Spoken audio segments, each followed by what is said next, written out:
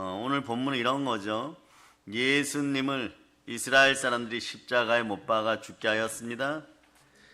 좋으신 하나님은 성령으로 죽은 자들 가운데서 예수님을 부활시키고 능력 있는 하나님의 아들로 다시 선포하셨습니다. 아멘 할렐루야. 예수님은 우리의 죄와 허물을 위하여 죽으시고 부활하셨습니다. 이스라엘 사람들이 이제서야 알아차렸던 것이, 그럴 때 천대시하였던 베드로에게 찾아와서 어찌해야 될 바를 묻는 것이 살고 싶다죠. 그러니까 사명의 사람은 죽을 자리에 있는 사람을 살려놓습니다. 이런 것이 바로 여러분 인생의 절대값이에요. 사람이 살아가면서 만나는 변하지 않는 복된 진리. 진리는 천년이 지나고 만년이 지나도 진리인 것입니다. 변하지 않는 복된 진리를 인생 절대값이라고 하는 거죠. 사람들에게는 나름 인생 절대값이 있습니다. 이런 단어도 여러분들의 품격 있는 언어 생활을 위해서 잘 간직하시기를 바랍니다. 우리의 인생 절대값은 누굽니까? 예수 그리스도입니다. 우리는 십자가의 보배로운 보혈로 구원받은 보배입니다. 따라해 보세요. 보혈로 구원받은 나는 보물입니다. 그래서 고린도후서 4장 7절에 이렇게 얘기하죠. 우리가 이 보배를 질그릇에 가졌으니 이는 심히 큰 능력은 하나님께 있고 우리에게 있지 아니함을 알게 하리라. 인생살이에서 힘들고 어렵습니까? 고달픕니까? 죽을 것 같은 어둠이 있습니까? 여러분들 기억하시길 바랍니다. 우리에게는 인생 절대값, 절대 축복, 예수 그리스도가 함께 하십니다. 예수 그리스도는 십자가에서 우리를 영원히 살리셨습니다. 영원한 행복을 허락하셨습니다. 우리는 다만 말씀에 순종하여 그 복을 누릴 수 있기를 바랍니다. 구원의 십자가가 우리와 함께합니다. 십자가는 우리의 삶 그리고 죽음, 영생과 깊은 관계가 있습니다. 우리는 영생으로 영혼을 인도하는 하나님의 부르심을 받은 하나님의 자녀들입니다. 우리는 사명자입니다. 그래서 사실 십자가의 사명을 들여다보면 삶과 죽음은 사명과 깊은 관계가 있습니다. 성경은 이런 것을 깊이 있게 얘기하고 있습니다. 무슨 말씀입니까? 살아있다는 것은 아직 사명이 남아있다는 것이고, 죽는다는 것은 이제 사명을 마쳤다는 뜻입니다.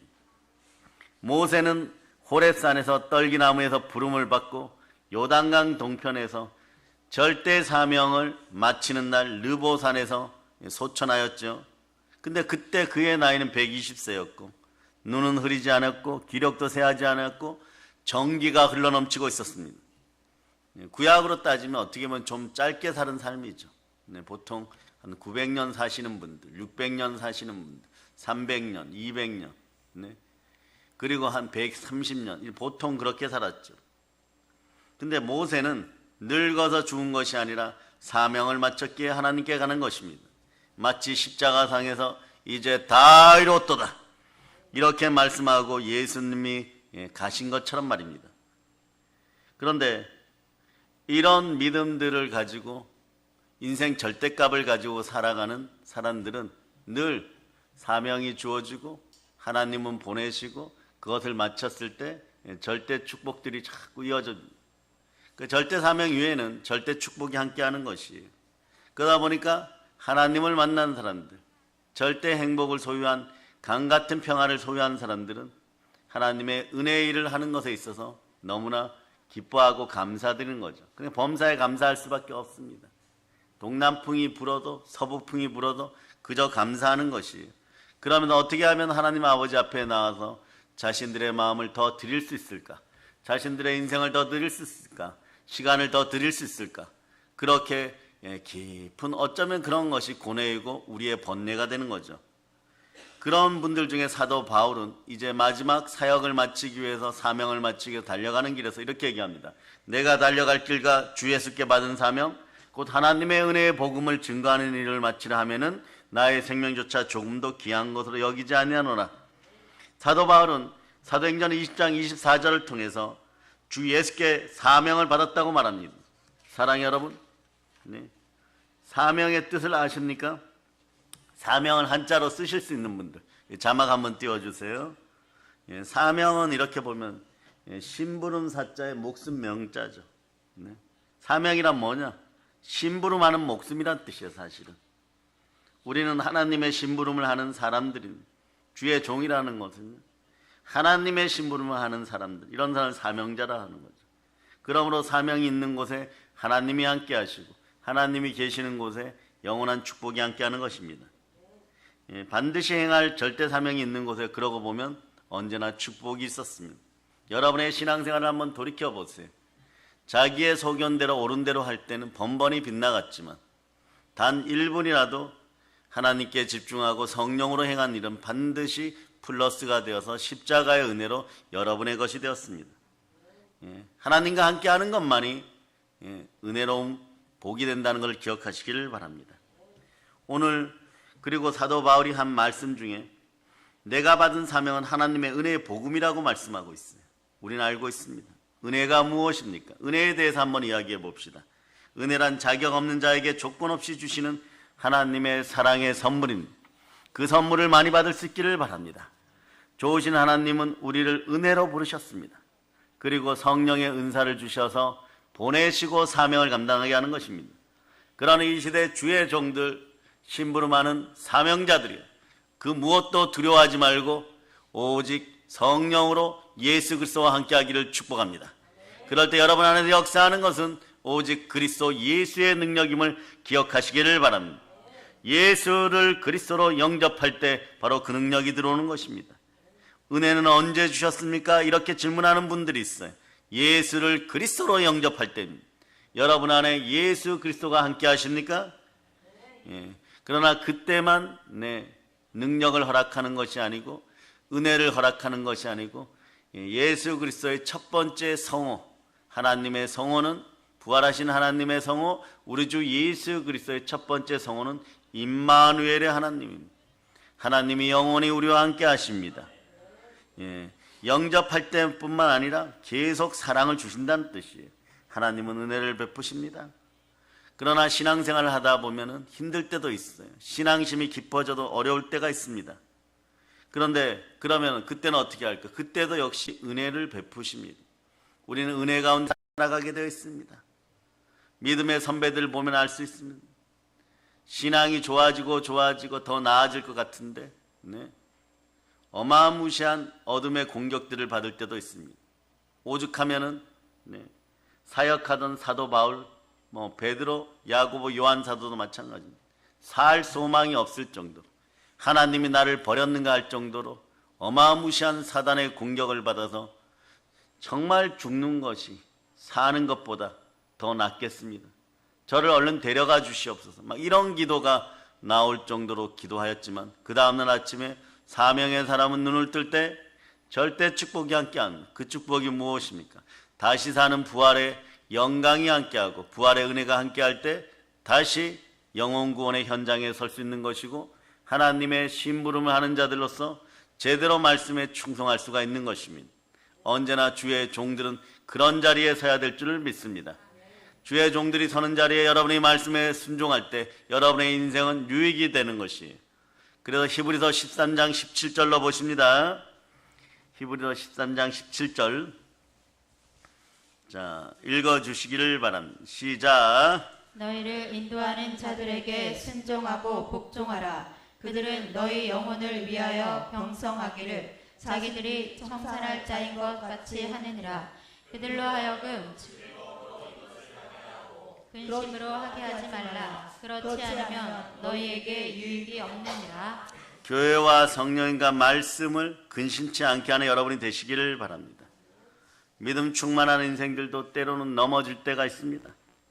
또 절망의 백성들이 이 땅에는 너무 많이 있습니다. 실수로 넘어지는 인생들도 있습니다. 낭망의 인생들도 있습니다. 힘들고 어려운 인생들도 있습니다. 우상 숭배자들도 있을 수 있습니다. 삶의 가치를 잃어버리고 무언가에 중독된 인생들도 있습니다. 그러다 보면 어떻게 됩니까? 여러분, 끊임없는 하나님의 은혜가 필요합니다. 은혜를 위하여 여러분들은 말씀과 기도로 거룩하게 설 수 있기를 바랍니다. 사람은 거룩해질 때 하나님의 은혜를 더 충만히 느끼는 것이에요. 디모데전서 4장 5절은 이렇게 얘기하죠. 하나님의 말씀과 기도로 거룩하여집니다. 거룩이 곧 능력임을 아시기를 바랍니다.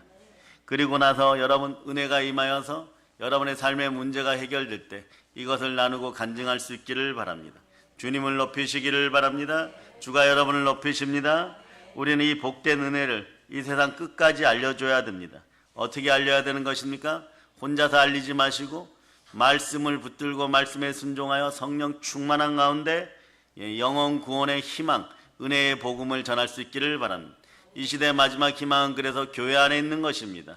예수 그리스도가 핏값으로 사신 교회 안에 이 시대의 마지막 희망이 있는 것입니다. 전쟁과 기근과 역병에 악마의 3대 무기가 다 이 땅에 풀리고 악마의 3대 저주가 따라해 보세요.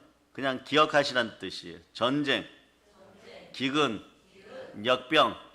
온 인류는 수천 년 동안 이것에 당해왔어요. 그러나 여러분 마귀가 사용하는 이런 무기들 앞에 주눅들지 않기를 바랍니다. 여러분 영혼이 강성해지기를 바랍니다. 영혼이 잘되고 범사가 잘되고 강건한 역사가 있기를 바랍니다.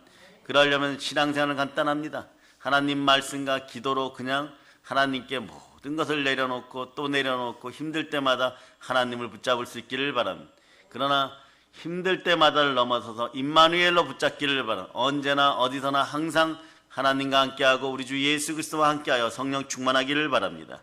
그러고 나서 하나님의 은혜를 베푸셨고 지옥 갈 백성들을 지옥 가는 나를 구원하신 하나님 그 은혜에 감사합니다. 감사를 표현하는 방법은 복음을 전하는 것입니다. 복음을 전할 때가 언제입니까? 너는 말씀을 전파하라. 때를 얻든지 못 얻든지 항상 힘쓰라. 범사의 오래 참음과 가르침으로 경책하며 경계하며 권하라. 디모데후서 4장 2절인데 자 여러분들이 4장 2절 여러분 읽어주세요. 시작. 너는 말씀을 전파하라. 때를 얻든지 못 얻든지 항상 힘쓰라. 범사의 오래 참음과 가르침으로 경책하며 경계하며 권하라. 이 시대에 사명을 받은 하나님의 자녀들이요. 범사의 모든 일에 오래 참으라는 것이. 인내는 성령의 열매입니다. 그 성령님이 함께할 때 열매 맺을 때까지 인내해야 되는 것이에요. 그리고 가르쳐야 돼요. 요즘 시대가 말이에요. 책망하면서 경계하면서 충고하면 누가 좋아합니까? 바로 쌍소리가 나올 수도 있고 욕을 먹을 수도 있습니다. 이거에 대해서 주의 종들은 오늘날 이 땅에서 기억해야 되고 믿음의 형제들도 기억해야 되는 것이 있습니다.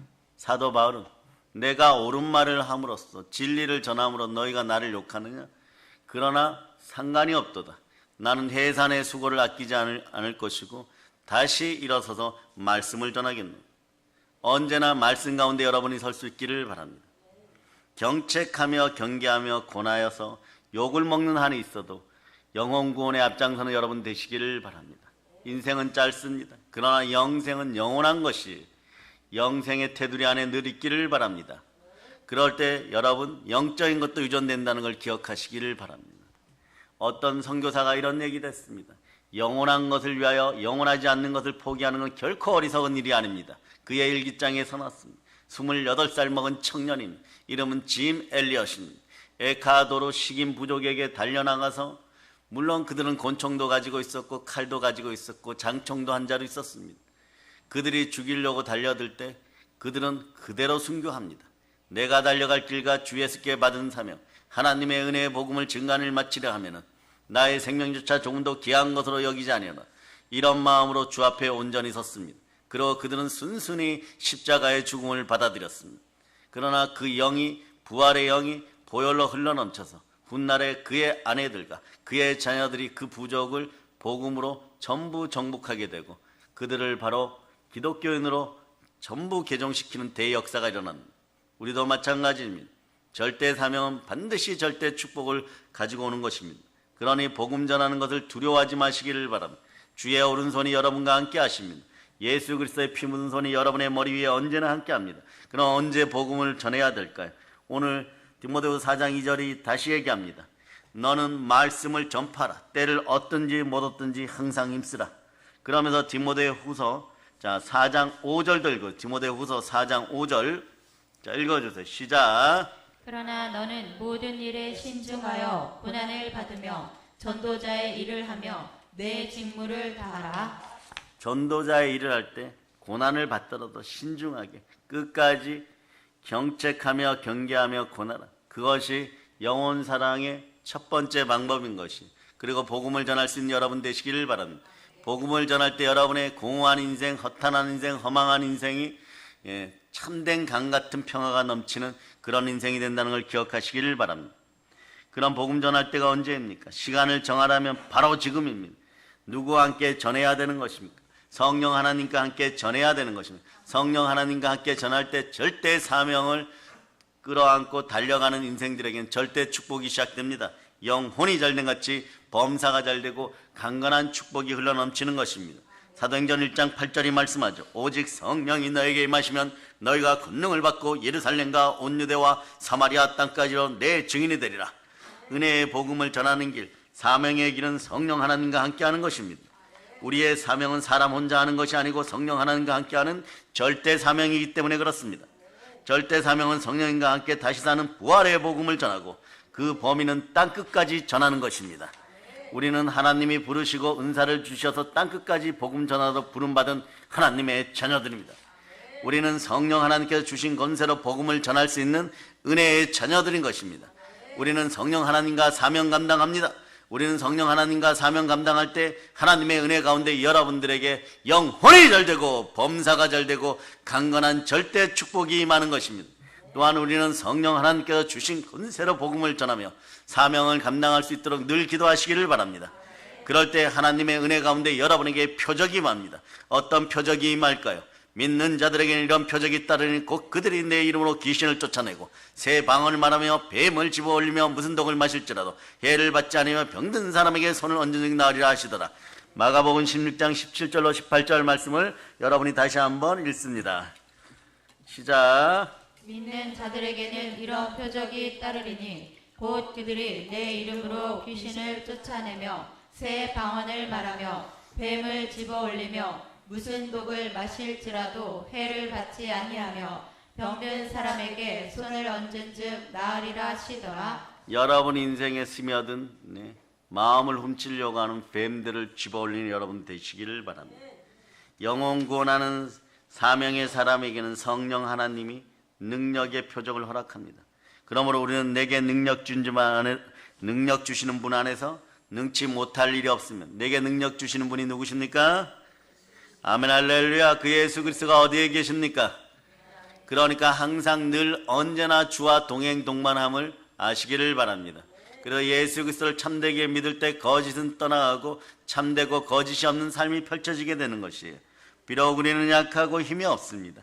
그러나 내 속에서 역사하시는 영혼을 살리시는 분은 예수 그리스도십니다. 성령으로 여러분과 함께합니다. 그분이 우리와 함께할 때 우리에게는 능력이 함께하는 것이에요. 그것도 하나님의 사랑이 온전히 부어진 바 되는 것입니다. 자, 로마서 5장 5절로 보십니다. 성령이 부어져야 비로소 하나님의 참된 사랑이 여러분에게 들어갑니다. 참된 사랑 속으로 여러분을 초청합니다. 사랑의 능력을 가지고 이 시대를 기쁘게 살아갈 수 있기를 바랍니다. 하나님은 여러분을 사랑하십니다. 그 표적이 바로 성령 하나님이십니다.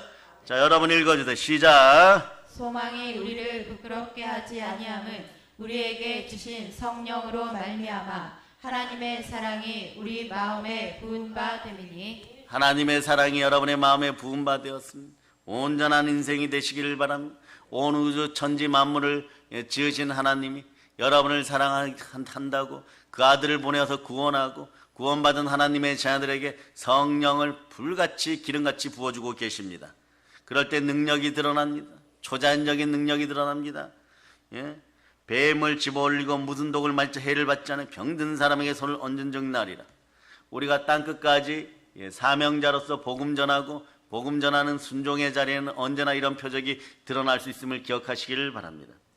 성령의 능력으로 살아갈 수 있기를 바랍니다. 충만한 능력으로 기쁘게 강같은 평화를 누리고 살아갈 수 있기를 바랍니다. 그런 분들이 성경 곳곳에 있습니다. 사랑의 여러분, 하나님의 은혜로 새 사람이 되어서 하나님이 부르시고 하나님의 보내심을 받은 사도 바울 보시기 바랍니다. 신약 성경 27권 중에 사도 바울은 13권의 서신서를 썼습니다. 바울 서신서의 첫 구절은 그래서 대부분 하나님의 은혜의 부르심에 대해서 언급하고 있는 것이에요. 로마서 1장 1절로 보면 예수 그리스도의 종 바울은 사도로 부르심을 받아 하나님의 복음을 위하여 택정함을 입었으니 부르심을 받았다는 거죠.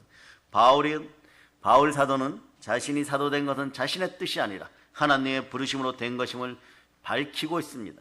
은혜로 부름받은 바울은 열방의 선교사로, 이방의 선교사로 보냄을 받습니다.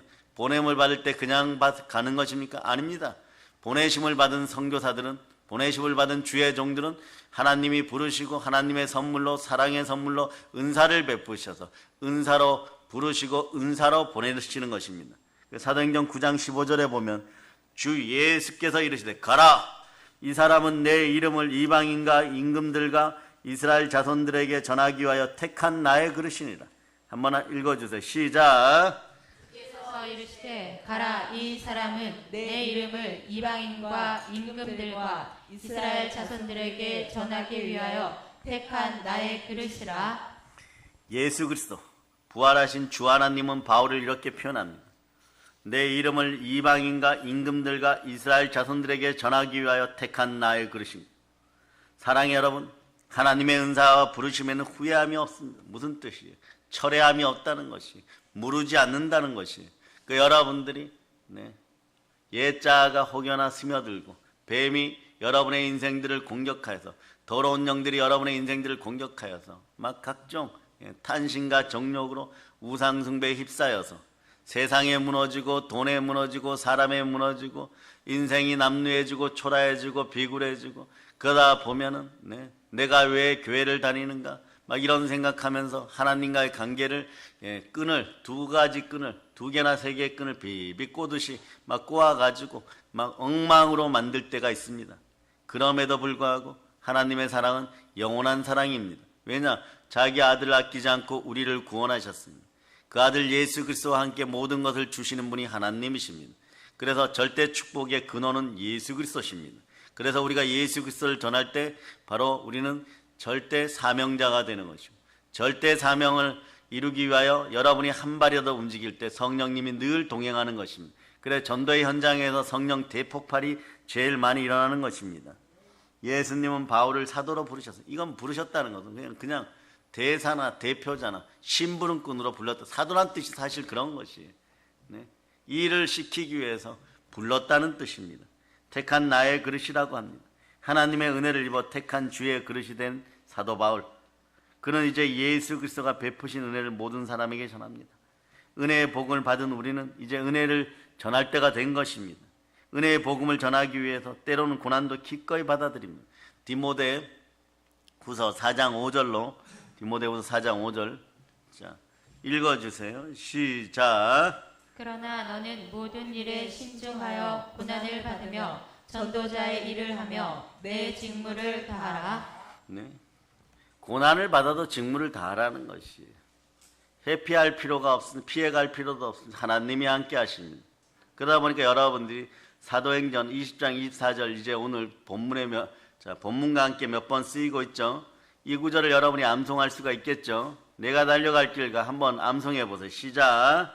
내가 달려갈 길과 주 예수께 받은 사명 곧 하나님의 은혜의 복음을 증언하는 일을 마치려 하면은 나의 생명조차 조금도 귀한 것으로 여기지 아니하노라. 사도 바울은 3차 선교 여행을 마치고 예루살렘으로 돌아가는 중 밀레도에서 에베소 장로들에게 고별 설교합니다.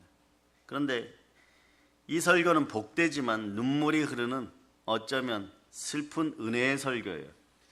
왜냐하면 사도 바울은 말이에요, 예루살렘에서 기다리는 것이 환영과 환대가 아니라 결박과 환난 그리고 죽음이 기다린다는 것을 알고 있었습니다.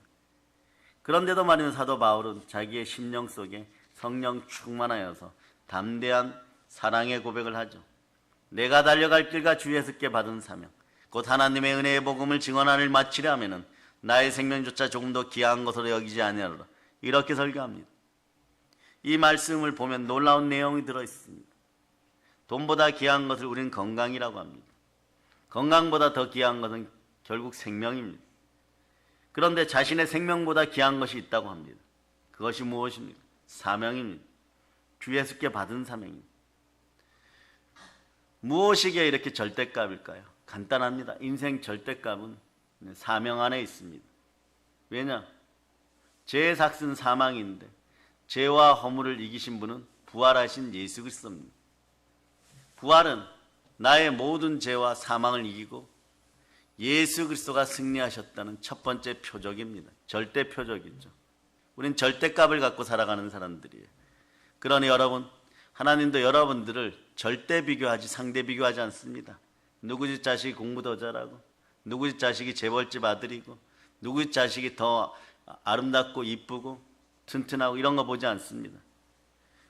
무릇 하나님의 영으로 인도함을 받는 여러분들은 하나님의 아들입니다. 자기 아들 독생자 예수 그리스도를 통하여 그 아들 예수의 핏값으로 여러분을 사셨습니다. 그리고 여러분들을 보고 이렇게 얘기하면 천하보다 귀하니라. 그러니까 우리는 인생 절대값을 사용할 수 있습니다. 절대값 안에는 죽음도 사망도 허물도 없습니다. 이것이 바로 보혈의 십자가, 구원의 십자가입니다. 그 십자가 아래 나오면 모두가 은혜를 받습니다. 그래서 사명의 내용은 보면요, 자, 바울이 목숨보다 귀한 것이 사명이라고 얘기합니다. 사도는 그것이 무엇이냐고 눈을 똑바로 뜨고 이제 대사도, 위대한 사도, 오직 하나님만 바라보고 그리스도의 부활만 전하고 사명 감당하던 사도가 떠나는 자리에 눈물 어린 눈으로 쳐다보는 이스라엘의 교회 안의 장로님들, 요때 요 장로님들 역할은 뭐냐? 오늘날 목사님들 역할을 하셨습니다. 이런 교회 지도자들 앞에다 놓고 이렇게 쳐다보고 눈물 어린 그 눈이 마주칠 때 이렇게 얘기합니다. 은혜의 복음을 전하기 위해서 가는데 내 목숨조차 조금 더 귀한 것으로 나는 여기지 아니하노라. 로마 가면 나는 순교할 것을 알고 있다. 이렇게 얘기하는 것이 과연 그러면 은혜의 복음이 무엇이기 때문에 그렇습니다. 복음이란 좋은 소식이죠. 더 굿뉴스. 무엇이 좋은 소식입니까? 죄와 허물을 사함받고 영원히 사는 삶, 영생의 삶이 주어지는 그런 충만한 은혜, 바로 이것이 은혜의 복음입니다. 로마서 2장 7절은 이것을 잘 묘사하고 있죠. 로마서 2장 7절로 봅니다. 자, 사랑하는 여러분, 로마서 2장 7절 자, 한번 크게 읽어주시기를 바랍니다. 시작. 참고 선을 행하여 영광과 존귀와 썩지 아니함을 구하는 자에게는 영생으로 하시고, 우리는 영생을 소유한 사람입니다. 영광의 영 성령님께서 함께하여서 영생이 들어와 버리면, 예수 그리스도가 들어와 버리면 여러분, 그 어떤 것으로도 이 사람들은 인생 절대값을 포기하지 않습니다. 세상을 살아가는 데서 가장 고상한 지식, 절대 지식이 무엇입니까? 위대한 것을 넘어서도 절대 위대한 것이 있습니다. 그건 진리입니다. 진리가 예수 그리스도입니다. 예수 그리스도가 말씀으로 우리에게 오셨습니다. 우리는 그분을 믿습니다. 믿음은 들음에서 나고 들음은 그리스도의 말씀입니다. 그러므로 여러분은 말씀 가운데 사랑을 표현하세요. 말씀 없는 사랑은, 인간적인 사랑은 여러분이 해봐서 알겠지만 조건이 안 맞으면 그때 10초도 지나지 않아서 무너지는 것이 인간적인 사랑이에요. 그러나 성령님이 함께 하시고 말씀 가운데 바로 섰을 때 온전한 사랑의 능력이 여러분에게 임하는 것입니다. 사랑은 여러분들을 부끄럽게 하지 않습니다. 사랑은 허다한 죄를 덮어줍니다. 사랑을 하게 되면 여러분, 어떤 사랑을 하게 되면 그리스도와 함께하는 사랑, 예수 그리스도가 내 마음에 있는 충만한 사랑, 세 사람의 사랑을 나눌 수 있기를 바랍니다. 그럴 때 여러분에게서 무엇이 떠나가냐? 인생 두려움이 떠나갑니다. 사랑하는 사람들에게 인생 두려움이 있습니까? 그들을 사랑하십니까? 여러분들이 믿음으로 굳건하게 서서 그리스도의 사랑을 나눠주시기를 바랍니다. 어디까지 나눠줘야 됩니까? 북녘 땅을 넘어서 땅끝까지 나눠주는 여러분들 되시기를 바랍니다. 예수 그리스도를 나눠주시기를 바랍니다. 복음으로 나눠주시기를 바랍니다. 말씀으로 오신 예수 그리스도를 나눠주시기를 바랍니다. 사랑하는 예수 그리스도를 나눠주시기를 바랍니다. 땅끝까지 나눠주시기를 바랍니다. 그런 그것을 알고 있었기 때문에 그 안에 이미 예수 그리스도가 내 안에 계심을 믿는 믿음이 바울 사도에게는 이미 들어가 있었고 늘 그리스도와 동행 동반 성령으로 함께하였기 때문에 이제는 비켜갈 수도 없습니다. 그 자리가 인생 죽음의 자리라고 할지라도 십자가의 죽음의 자리라고 할지라도 능히 달려갈 수 있는 행복이 있는 것입니다. 절대 행복이 들어와 버렸습니다. 절대 축복이 들어와 버렸습니다. 그럴 때는 마귀도 어떻게 표현하냐? 우리들을 향하여 세상이 감당 못할 믿음을 지녔다라고 얘기하는 거예요. 왜냐? 내 안에 예수 그리스도가 역사합니다. 나의 힘으로 혼자서 힘쓰고 애쓸 때는 번번이 넘어지고 실패하고 좌절하고 절망하였지만 그 좌절과 절망의 인생들에게 부활하신 예수 그리스도가 성령으로 함께할 때 달리다쿰의 역사가 일어나고 우리는 일어나서 빛을 발하는 하나님의 아들들로 살아가게 되는 것이, 믿음의 형제들여 일어나 빛을 발하고 복음을 전할지어다. 우리 안에는 예수 그리스도가 계십니다. 갈라디아서 2장 20절로 여러분이 합독하십니다. 시작. 내가 그리스도와 함께 십자가에 못 박혔나니 그런즉 이제는 내가 사는 것이 아니요 오직 내 안에 그리스도께서 사시는 것이라. 이제 내가 육체 가운데 사는 것은 나를 사랑하사 나를 위하여 자기 자신을 버리신 하나님의 아들을 믿는 믿음 안에서 사는 것이라. 사랑의 여러분 중에 인생이 힘드십니까? 아프십니까? 그러면 좌로우로 치우치지 말고 내 안에 있는 예수 그리스도와 동행동반하는 삶을 살아갈 수 있기를 축복합니다. 그러다 보면 여러분 신앙이 자라게 돼서, 신앙이 자라면 바울 사도가 이런 결정을 하고 달려가는 것도 자연스러운 일이었구나. 자연의 섭리처럼 바람이 부는 것처럼 자연스럽게 하는 일이구나. 자신의 생명조차 조금 더 귀한 것으로 여기지 않고 전할 수밖에 없는 절대 축복이 바로 예수가 그리스도이기 때문에 이 사실을 사랑하는 사람들에게 먼저 전하는 것이에요.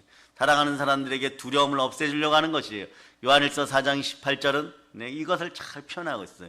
요한일서 4장 18절로 보세요. 사랑하는 사람들을 두려움을 없애주세요. 마음의 연약함을 없애주세요. 삶의 공감을 없애주세요. 무엇을 먹을까 무엇을 마실까 염려로 넘어진 인생들을 다시 세울 수 있는 것은 바로 보혈의 사랑, 그리스도의 사랑인 것입니다. 그 사랑을 나누어 줄 수 있기를 바랍니다. 자, 여러분 읽어주세요. 시작. 사랑 안에 두려움이 없고 온전한 사랑이 두려움을 내쫓나니 두려움에는 형벌이 있음이라. 두려워하는 자는 사랑 안에서 온전히 이루지 못하였느니라. 아멘 할렐루야. 온전히 이루지 못하는 사람들이 자꾸 되니까 넘어지는 거예요. 온전한 인생들을 될 수 있도록 여러분들이 때로는 조금 치욕을 당하고 모욕을 당하여도 고난이 함께하여도 십자가를 전할 수 있기를 바랍니다.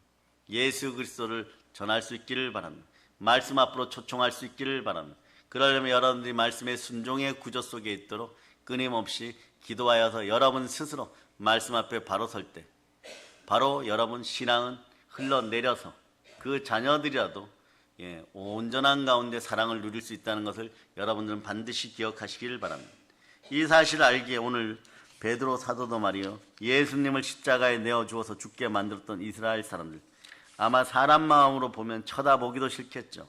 그러나 이들이 예수 부활의 소식을 듣고 자신들이 그리스도 예수를 십자가에 못 박았다는 그걸 알게 되었을 때, 안 그래도 절대 절망의 삶을 사는데 설상가상으로 절망이 하나 더 더해졌어요. 안 그래도 영혼이 구원받지 못해서 지옥 간다는 알고 살고 로마 식민지 시대를 살아가기 때문에 먹고 사는 것이 너무 힘들어서 나약한 목수 아들, 현상적으로 보면 요셉의 아들 예수를 십자가에 못 박고 대신 어떤 카타르시스나 정화작용을 누리려고 했는데, 그래 기분 좋게 잘난 척 하더니 십자가에 달려서 죽었구나, 이 정도로 끝날 줄 알았는데 이분이 부활해버린 거예요. 부활은 모든 것에 승리하는 증거입니다. 그 어찌할 바를 몰라 하는 이 사람들, 절대 절망 가운데 있는 이 사람들에게 베드로 사도는 이렇게 얘기합니다. 사자처럼 표하면서 그런즉 이스라엘 온 집은 확실히 알지니 너희가 십자가에 못 박은 이 예수를 하나님이 주와 그리스도가 되게 하셨느니라. 사랑의 여러분, 예수만이 그리스도시고 예수만이 절대 축복입니다. 여러분의 인생은 예수 플러스 그리스도인 것이에요. 성경을 보면요, 복음서 한번 외쳐봅시다. 복음서 4개를 외쳐봅니다. 시작. 자, 마태, 마가, 누가, 요한복음이죠. 그런데 복음서에는 사실 한번 물어봅니다. 그리스도란 단어가 많이 나올까요? 예수란 단어가 많이 나올까요? 예수란 단어가 많이 나온다고 생각하시는 분들 한번 손 들어보세요. 그리스도란 단어가 많이 나온다고 생각하는 분들 손 들어보세요. 별로 안 드시죠? 그게 맞아요. 복음서에는 예수란 단어가 많이 나옵니다. 그 사도행전과 로마, 그 다음에 바울의 서신서에는 그리스도란 단어가 많이 나와요. 왜 이럴까요? 왜 이런 현상이 성경에서 드러날까요? 이건 인류 역사의 어떤 한 절대적 사건 때문입니다. 그건 부활입니다. 예수의 부활을 기점으로 용어가 바뀌는 것이에요. 예수란 이름은요, 겸손과 고난, 사람 입장에 초점을 맞춘 거예요. 겸손과 고난의 인성을 지니신 예수께 초점을 맞춘, 사람에게 초점을 맞춘 거죠. 근데 그리스도라는 이 단어는요, 부활과 영광입니다. 하나님의 신성에 초점을 맞춘 거죠. 그런데 우리에게는 신성과 인성을 함께 하신, 부활하신 예수 그리스도가 함께 하시는 거예요. 그러니 부활하신 예수 그리스도가 함께하니 사람 입장에서는 모든 시험을 면하게 해주고, 여러분이 살아가면서 어려운 일이 있고 어둠의 공격을 받을 때 신령하시고 신성의 능력이 충만하신 만왕의 왕이신 예수 그리스도가 이 문제를 해결하는 거예요. 그러니까 여러분은 영권, 인권, 물권을 절대 축복받을 수밖에 없습니다. 절대 축복을 받은 우리는 무엇을 해야 될까? 예수 그리스도를 전하면 되는 것이에요. 그 집안마다 예수 그리스도가 들어가면 그때부터 우리 너희 집안이 어찌하여 잘 되었나 이럴 때 여러분 따라하세요. 우리 집안은 예수 믿어서 잘 되었습니다. 사랑하는 여러분, 그 가정의 역사 속에 예수 그리스도는 오직 하나님의 말씀에 순종하고 절대 자로 치우치지 않았습니다. 피 흘리고 고난받는 순간에도 말씀을 붙잡으셨습니다. 인간의 죄를 대속하여 십자가에 못 박혀 돌아가실 때까지도 하나님의 말씀만 붙잡았습니다. 죄와 사망의 권세를 깨뜨리고 무덤에서 부활하시고도 말씀에 순종하였습니다. 그리고 말씀에 순종하여 승천하여 다시 재림하여 오시겠다고 약속하셨습니다. 이게 전체가 은혜의 복음입니다.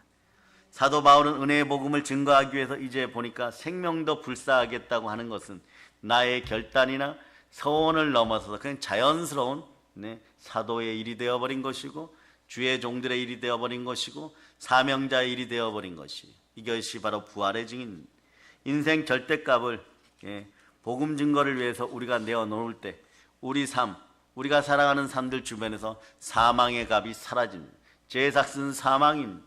그거에 대한 값을 우리는 인생 절대값, 보혈과 부활로 이 은혜의 복음으로 지불했음을 믿으시기를 바랍니다. 누가 지불하셨습니까? 예수 그리스도가 지불하셨습니다. 우리 주 예수 그리스도의 홀로 영광을 받으시옵소서. 사랑하는 여러분, 인생은 살아야 될 이유와 죽어야 될 이유가 사실 같아야 됩니다. 무슨 말입니까? 그렇지 않으면 죽음 앞에 섰을 때 사람이 비겁해지고 살았던 삶에 대해서 후회하게 되고 담대함을 잃어서 점점점 비루해집니다. 무슨 얘기냐? 말씀에 순종하여 예수 그리스도로 가장 복된 삶을 사시기를 축복합니다. 성경은 우리의 인생 목적을 이렇게 얘기해요. 구약에서도 하나님의 영광을 위하여, 하나님의 찬송을 위하여. 우리의 삶의 목적이 여러분 죽는 이유와도 동일하다면 여러분 인생은 언제나 복이 되는 것이에요. 그 사도 바울은 이렇게 고백하죠. 우리 중에 누구든지 자기를 위하여 사는 자가 없고 자기를 위하여 죽는 자도 없도다.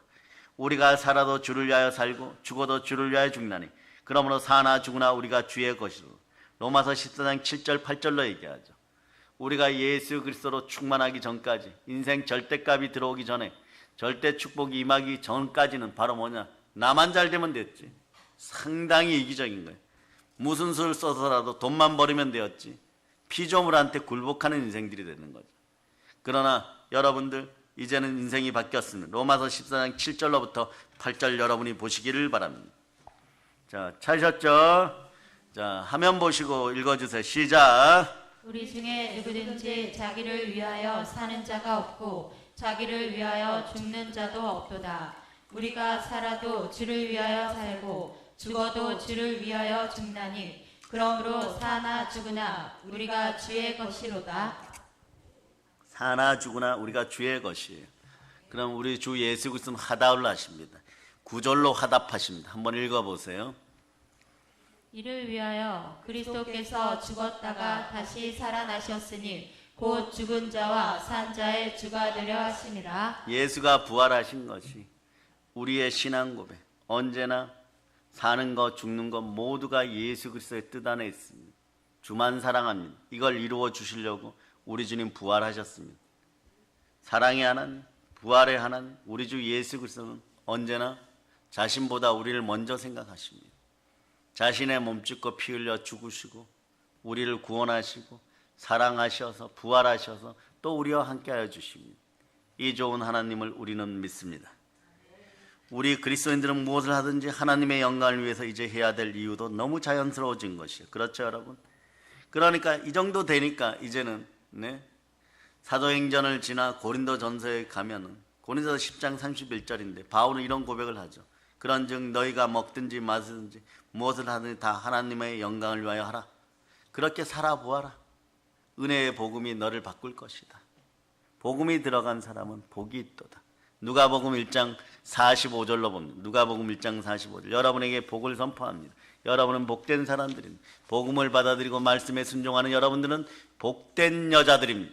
읽어주시기를 바랍니다. 시작. 주께서 하신 말씀이 반드시 이루어지리라고 믿은 그 여자에게 복이 있도다. 아멘 할렐루야. 복음이 들어오고 때로는 교회 나와서 전도할 때 그냥 전도지 한 장 들고 어쩔 수 없이 체면 때문에 처음에는 쫓아다녔지만 하나님의 은혜가 임하였을 때 그것이 사명이라고 느꼈다가 목숨보다 귀한 절대 사명임을 느낄 때 여러분 인생은 절대 축복이 드러나기 시작하고 그 축복을 나눠주기 시작할 때 세상은 참된 강 같은 평화를 누리고 풍랑 같은 세월 속에 살았던 인생들도 세상에서 횟수대로 여러분들이 돌려받게 되어 있습니다. 인생의 메뚜기가 다가와서 여러분의 농작물을 먹을 때도 있어요. 황충, 더 큰 메뚜기가 다가올 때도 있고 보이지 않는 팥중이나 늑이 찾아와서도 여러분들 걸 파먹을 때도 있습니다. 그러나 예수 그리스도와 함께하여 성령님이 함께할 때 나날이 갚아주시고 이걸 횟수대로 갚아준다고 얘기해요. 해마다 갚아줍니다. 그래 여러분의 복은 100배, 60배, 30배 1000배, 만배로 복받는 인생들이 되는 것이에요. 이 순간에도 여러분의 문제들이 해결되었음을 선포합니다. 가지고 나온 문제를 제단 앞에 성령 불 앞에 제단의 말씀의 불 앞에 내려놓으시기를 바랍니다. 영혼이 잘되고 범사가 잘되고 강건하고 여러분들 저주 영악마영 사단과 마귀와 귀신의 세력 가난 거짓과 음란과 무속과 우상의 영들 각종 병마와 사망사고와 단신과 정욕의 영들이 다 사라지고 여러분 인생에 영원한 축복이 임하고 각 집안에 잉태의 축복이 있고 충만한 은혜가 있을저다. 그러려면 어떻게 해야 되느냐? 사명 감당하는 우리가 될 수 있기를 바랍니다. 말씀을 이제 정리합니다. 사명은 생명보다 귀합니다. 하나님께서 우리를 구원하시고 오늘날까지 생명을 살려주시고 보호하시면 하나님이 주신 크신 사명을 감당케 하기 위함이라는 사실을 여러분이 아시기를 바랍니다. 사명을 저버리고 사명을 감당치 않으면 사실은 살 가치가 없어지는 것이 스스로 남루해지고 공허해집니다. 그러므로 사명은 생명보다 귀한 것입니다. 구원받은 성도들의 가장 큰 사명은 잃어버린 영혼을 구원하는 것이고 하나님의 피로 사신 몸된 교회의 가장 큰 사명도 은혜의 복음을 전하여 더 많은 영혼, 한 명이라도 영혼을 더 구원하는 것입니다. 이제 십자가의 보혈로 구원받은 우리에게는 절대 사명이 함께합니다. 우리가 달려갈 길에는 예수 그리스도가 함께 하십니다. 성령으로 함께 하십니다. 영혼 구원의 절대 사명을 하나님의 은혜로 받은 우리에게 성령과 능력이 기름 붓듯 하기를 축복합니다. 이제 땅끝까지 복음 전할 수 있기를 바랍니다. 광복의 복음을 전할 수 있기를 바랍니다. 부활의 복음을 전할 수 있기를 바랍니다. 그래야 성령과 절대 축복을 가져오는 은혜의 복음을 나누고 또 나누는 여러분들 되시기를 바랍니다. 여러분은 이제 인생에 나누어 줄 것이 많고 하나님께 올려드릴 것이 많고 하나님을 기쁘시게 하는 하나님의 자녀들입니다. 하나님의 자녀들이여 은혜의 복음을 땅끝까지 전하는 사랑의 능력교회 성도들 다 되심을 믿으십니까? 이 모든 걸 예수 그리스도로 축복합니다. 보혈로 인칩니다. 아멘 할렐루야. 자, 하나님께 영광의 박 돌리겠습니다.